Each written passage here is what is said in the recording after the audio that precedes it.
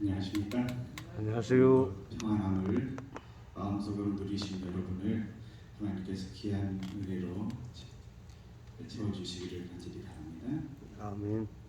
먼저 하나님의 거룩한 말씀 마태복음 7장 12절의 말씀을 보겠습니다. 마태복음 7장 12절 그러므로 무엇이든지 남에게 대접을 받고자 하는 대로 너희도 남을 대접하라. 이것이 율법이요 선지자니라. 바른 성경에서는 이렇게 번역을 하고 있습니다. 그러므로 사람들이 너희에게 해주기를 바라는 것은 무엇이든지 너희도 그렇게 그들에게 그대로 해주어라. 이것이 율법과 선지자이리라. 누가복음 6장 31절에서는 동일한 말씀을 이렇게 표현하고 있습니다. 대접을 받고자 하는 대로 너희도 남을 대접하라. 마태복음 7장 12절을 황금률이라고 표현을 합니다. 이 황금률은 성경 속에 황금률이다 이렇게 표현되어 있지는 않습니다. 성경 속에는 그런 단어를 쓰고 있지는 않습니다. 어떤 역사적인 기록에 의하면 17세기부터 이렇게 표현되어졌다라고 전해 내려지고 있습니다. 이 탈무드라고 하는 책이 있습니다. 이 책에는 힐렐이라고 하는 그 랍비에 대한 이야기를 유대인 랍비에 대한 이야기를 수록하고 있습니다.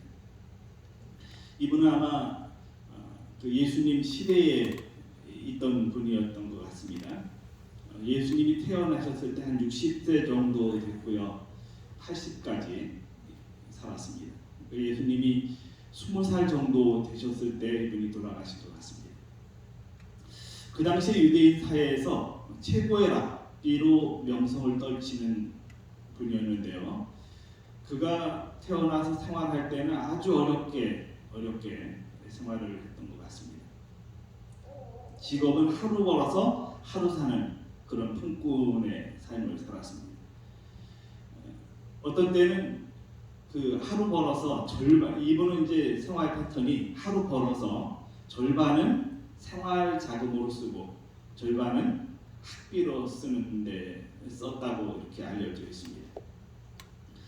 청년 시절에 주로 이제 그 쉐마이어에게 가서 율법을 배우고 했는데 그렇게 배우는 것을 하다가 어느 날 몸이 아파서 일을 나갈 수가 없었습니다. 그래서 오늘날처럼 뭐 이렇게 미리 그 등록금을 선불로 내는 제도가 아니고 하루하루 강의료를 내는 그런 쪽의 상황이었기 때문에 돈을 벌지 못하니까 결국에 이 학비를 낼 수가 없는 것입니다. 그때 내야 되니까요. 수업료를 내야 되는데 못 내니까 오늘날 이제 강의를 이렇게 몰래 들어가서 하는 것을 도강이라고 표현을 하죠. 도강을 하기로 마음을 먹었습니다. 그래서 어떤 방법을 찾을까 하다가 지붕 위로 올라갔습니다. 그리고 굴뚝에다 대고 이 얘기를 듣는 것입니다. 그래서 이제 겨우 이제 귀를 기울이고 듣다가 잠이 들어버렸습니다. 그 지붕 위에서 잠이 들었는데 그때 이제 눈이 내리고 있었던 것 같아요. 이 눈이 내렸는데 잠이 들어서 있다가 아침까지 왔습니다. 근데 아침에 이제 사람들이 모여서 이렇게 강의를 들으려고 하는데 원래 이제 지붕 그 굴뚝으로 이렇게 햇빛이 조금 들어와서 좀 거기에 이렇게 약간 밝아지는데 어두운 것입니다. 약간. 그래서 이게 뭔가 그러고 쳐다봤더니 거기에 사람이 이렇게 막혀 있는 것입니다. 굴뚝에. 그래서 올라가서 이제 그 문을 내려다가 맡고 있는 그 사람을 내려다가 따뜻하게 해주고 녹여줬는데 자초지종을 들어보니까 자기는 강의를 듣고 싶은데 그 말씀을 듣고 싶은데 들을 수가 없는 상황이니까 어떻게 지붕에 올라갔다 하는 얘기를 들은 것입니다. 그래서 그때부터 수업료 면제 제도가 생겼다고 합니다. 그러니까 무상교육 제도가 그때부터 실시되었다 이렇게 표현을 하고 있습니다. 아무튼 그래서 그가 결국에는 랍비가 됐습니다. 하루는요 예루살렘에 무역을 하러 왔다가 어떤 한 사람이 힐렐의 명성을 듣고 찾아왔습니다. 그리고 그에게 이렇게 제안을 했습니다. 제가 서 있는 동안, 한 발로 서 있는 동안 율법의 내용을 전부 다 제게 가르쳐 주십시오. 이런 제안을 합니다. 그랬더니 이 힐렐이 이렇게 말을 합니다. 당신이 당해서 싫은 일을 남에게 시키지 마십시오. 이렇게 정의를 딱 내려버립니다. 우리가 생활하면서 어떤 그 황금률에 대한 부분들, 율법에 대한 부분들, 토라라고 표현을 이제 유대인들은 많이 합니다. 그런 것들을 정리를 하자면 우리의 생활 속에서 결국 우리가 하기 싫은 일들을 나도 하지, 다른 사람도 하기 싫다는 것입니다. 그런 것을 강제로 시키거나 그런 마음의 어떤 정신들이 있다고 하는 것을 봅니다. 그런데 황금률은 아무튼 무엇이든지 남에게 대접을 받고자 하는 대로 너희도 남을 대접하라. 이 긍정적인 것으로 황금률, 성경은, 예수님은 그렇게 표현을 하십니다. 어떤 것에 대해서 부정적인 표현을 쓰는 것보다 긍정적인 표현으로 우리에게 가장 중요한 교훈을 심어주신 것을 봅니다. 이 마태복음 7장 12절에 대한 본교 성경 주석은 이렇게 표현을 하고 있습니다. 그리스도인이 동료 인간을 취급하는 방법은 신앙의 진리를 가려내는 시금석이 된다라고 표현하고 있습니다. 그러면서 이런 것들을 표현해 놓았습니다. 율법을, 황금률을 생활의 실제 규율로 삼는 자들만이 영광의 왕국에 들어가기를 기대할 수 있다. 이 성경 속에 보면 은혜의 왕국과 영광의 왕국이 표현되어 있습니다. 은혜의 왕국은 우리가 이 땅에서 누리는 하늘의 삶입니다.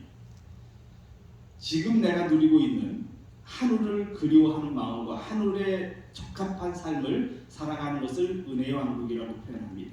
그런데 영광의 왕국은 우리가 하늘에서 누리게 될 왕국입니다.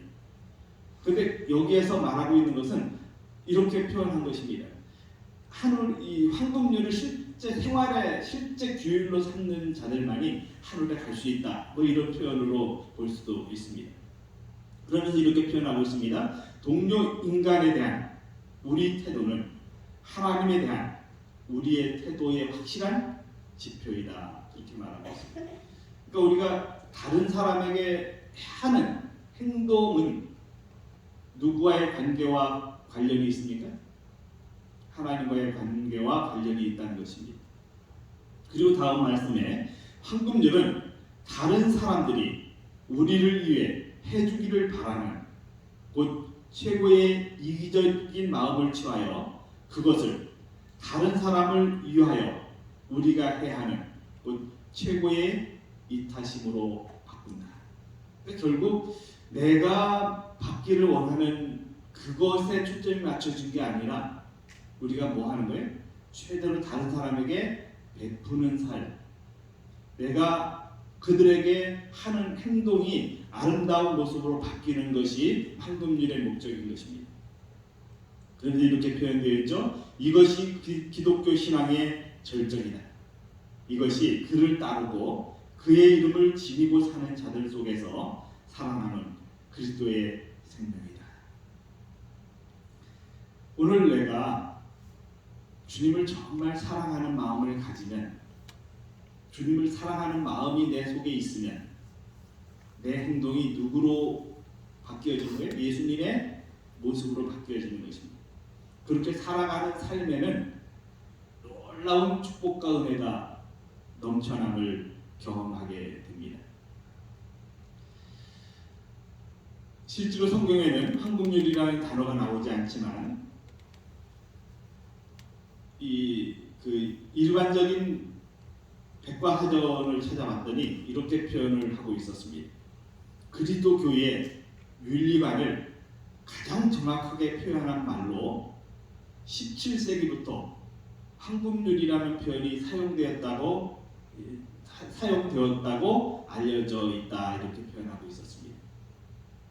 그러니까 우리가 실제로 성경에는 황금률이라는 표현이 없지만 우리의 삶에서 이렇게 살아가는 아름다운 모습들은 결국 신앙인의 기본적인 자세다 하는 것을 우리가 이 말씀을 통해서 보게 됩니다.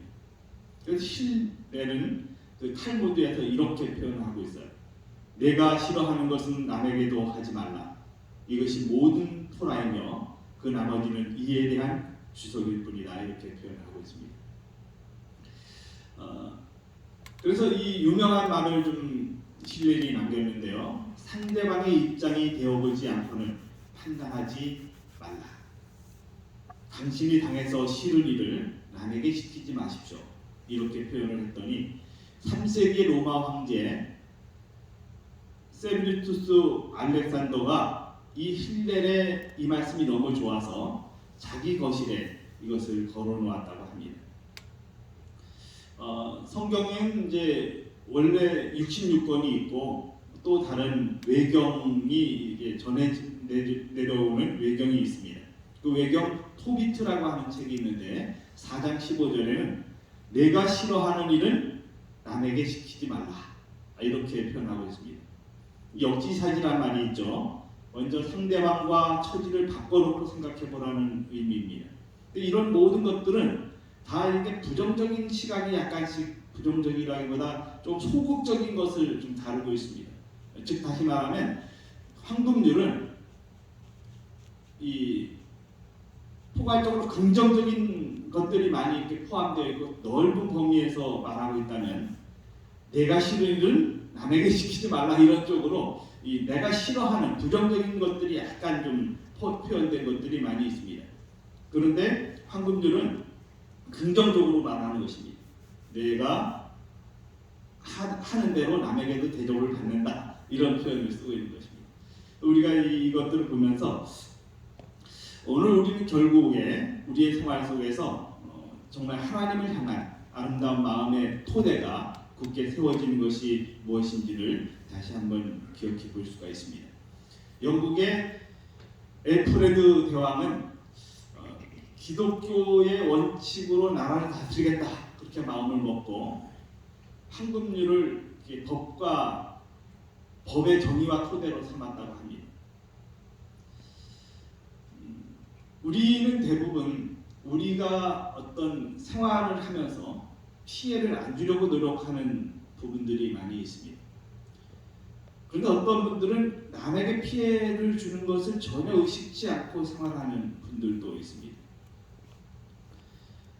그래서 내가 하는 말이 저 사람에게 피해가 된다라고 생각지를 않고 말을 하는 경우들이 있습니다.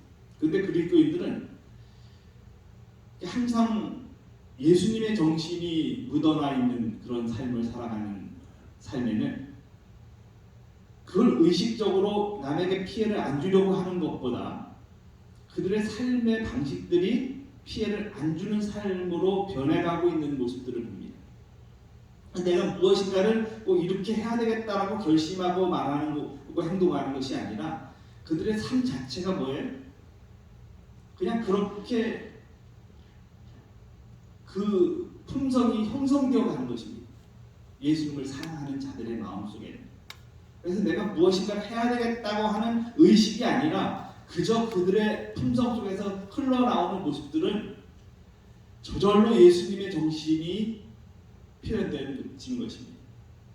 그래서 오늘 우리가 뭔가를 해야 된다고 하는 어떤 억압 속에서 생활하는 것이 아니라 그냥 자연적인 모습인데 그게 뭐예요? 예수님의 정신이 나의 삶에서 표현되어지는 모습들을 우리가 나타내는 것이 주님이 원하시는 삶입니다. 아리스테아스는 그의 편지에서 이런 표현을 쓴 것을 볼 수가 있습니다. 그대에게 불행이 임하기를 바라지 않고 좋은 것에 모두 참여하기를 바라는 것처럼 그대는 그대에게 복종하는 자나 거스르는 자를 한결같이 다루어야 한다. 우리가 한결같지 않은 때가 많이 있습니다.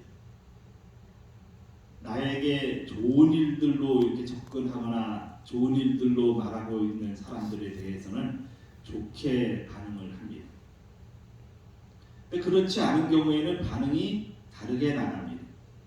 그 사람이 하는 대로 나도 반응하는 경우들이 있습니다.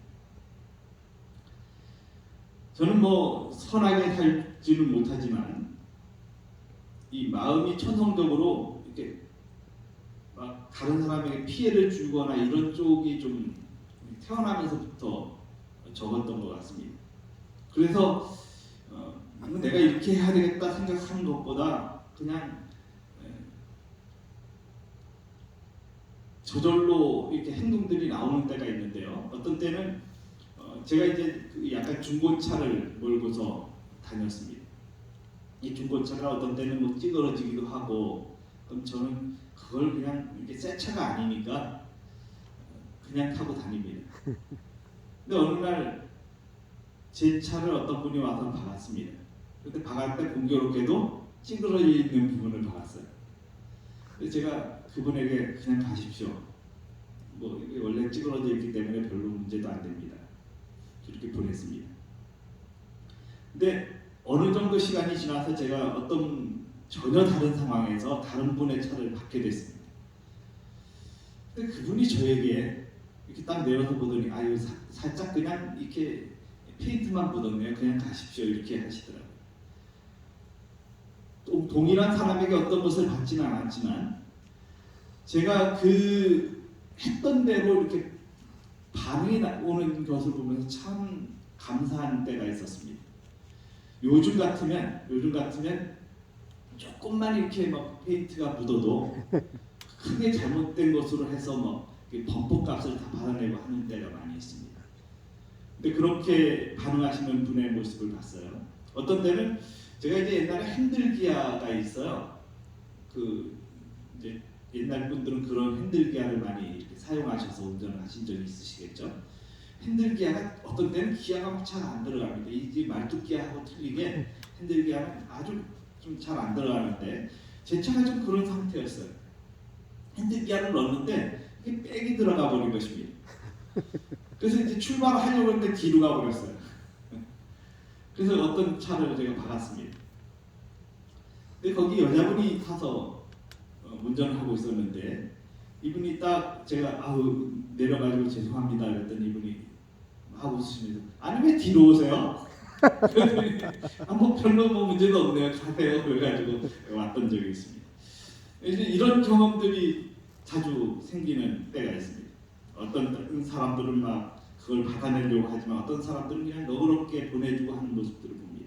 그분도 그리스도인의 모습으로 살고 있지 않나 제가 그때 그런 느낌을 받았습니다. 우리가 생활하면서 뭔가를 이렇게 해를 주거나 다른 사람의 것을 억지로 이렇게 좀 횡재라고 생각하면서 받으려고 하는 것이 아니라 그냥 베푸는 삶의 모습이 삶에서 그냥 이렇게 형성되어 있는 것은 아름다운 일이라고 생각을 합니다. 그렇게 형성된 마음에는 그냥 너그러움이 있습니다. 왜 뒤로 오세요? 그러면서 그냥 뭐 멀쩡하네 가세요 이렇게 하는 모습들 속에서 그렇게 형성된 모습이 아닌가 생각이 들었습니다. 우리가 한결같이 우리의 삶에서 내가 기대하는 것들이 있습니다. 무엇인가 저절로 이루어지려고 지기를 원하는 마음도 있습니다. 요즘에 어떤 것들을 코인이라고 하는 것이 있는 것 같아요. 비트코인인지 뭔지 잘 모르겠는데 그냥 관심이 별로 없는데요. 이것들을 이제 가상화폐다 이렇게 표현을 합니다. 근데 그 가상화폐에 관심이 많은 분들이 있습니다. 어떤 분이 제게 제안을 했어요.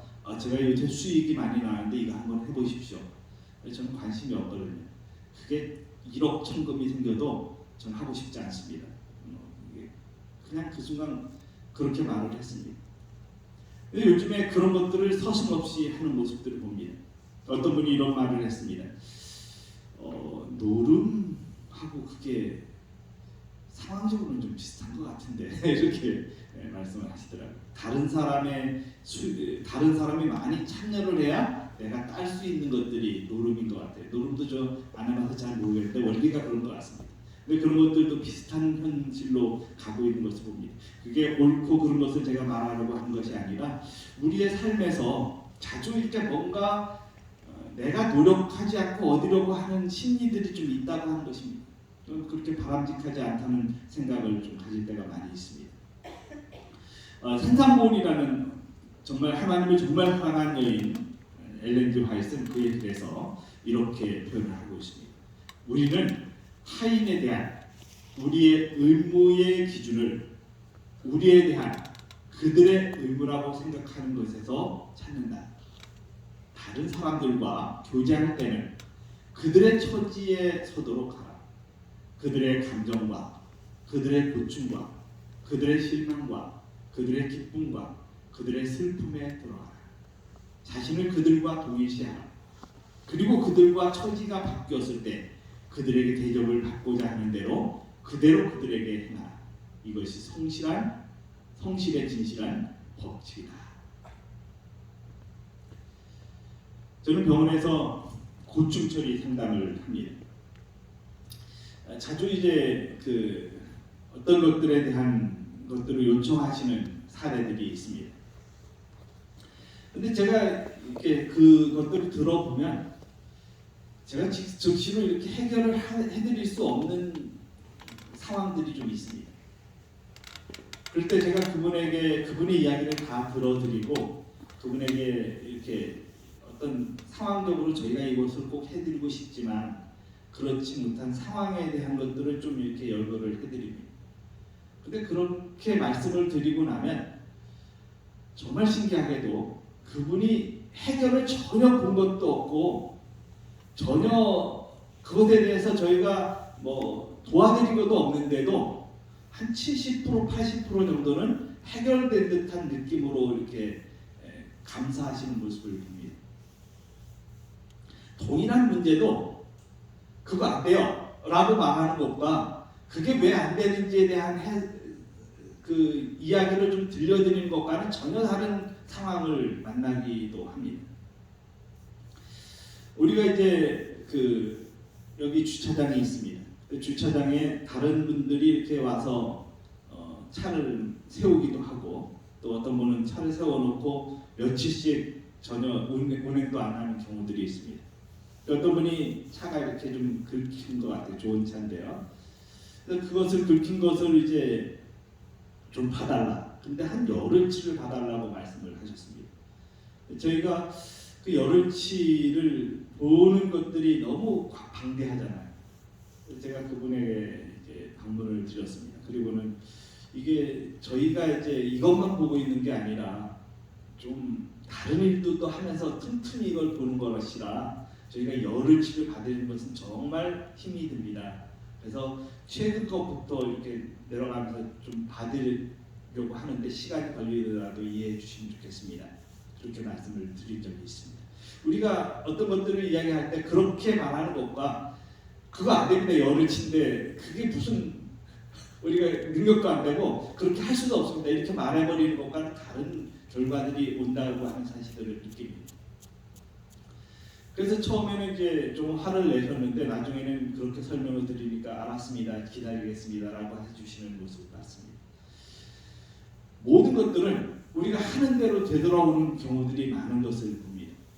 나의 삶에서 정말 주님이 원하시는 방향대로 살아가는 삶의 모습이 있다면 그것은 저절로 우리에게도 되돌아온다고 하는 사실을 우리가 신앙의 삶에서 많이 느끼게 되는 것입니다.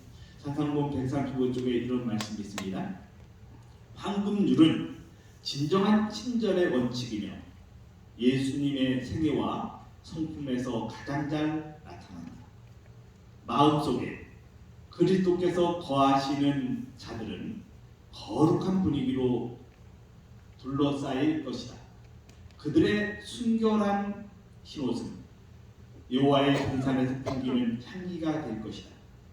그들의 얼굴은 주님의 얼굴에서 나오는 빛을 반사하고 피곤하여 비틀거리는 발을 위하여 길을 밝혀줄 것이다.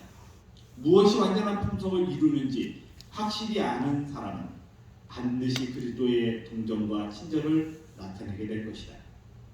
은혜의 가마는 마음을 부드럽게 하고 감정을 세련되게 순결하게 하며 하늘에서 난 우아함과 바르게 처신하는 분별력을 줄 것이다. 오늘 나의 생활에서 무엇인가를 내가 하고 있는 일들이 있습니다. 그런데 그 일에서 나타나는 어떤 결과들은 부드럽고 우아하고 순결하고 또 아름다운 모습으로 그렇게 반응되어지는 삶을 살아간다고 하는 것은 참된 행복이라고 생각을 합니다. 우리 시간이 많이 흘렀네요. 내일 마주 이 부분을 좀 다루도록 하겠습니다. 아무튼 우리의 삶에서 황금률의 원칙은 예수님의 정신이다 하는 것을 기억하시면 좋겠고요. 그것이 저절로 이게 내가 뭔가를 해야 된다 하는 그런 강박관념이 아닌 예수님의 마음으로 살게 되면 그것이 저절로 이루어지는 과정들이 있다고 하는 것 다시 한번 기억하는 귀한 하루가 되었으면 좋겠습니다. 기도드리겠습니다. 살아계신 저희들의 아버지, 오늘 평범하고 아무 삶에 다른 사람보다 뚜렷하게 더 뛰어난 것은 없을 수도 있지만 그러나 우리의 마음속에 예수님의 정신이 있으면 특별하고 우아하고 아름다운 삶을 살아갈 수 있음을 우리에게 말씀해 주셔서 감사합니다. 아멘. 주님의 정신으로 귀하게 살아가는 삶이 되도록 인도해 주셔서 그것이 우리에게 축복이 되고 다른 사람에게는 더 많은 은혜가 되는 그런 삶이 되도록 인도해 주시기를 예수님 귀하신 이름으로 기도드립니다. 아멘.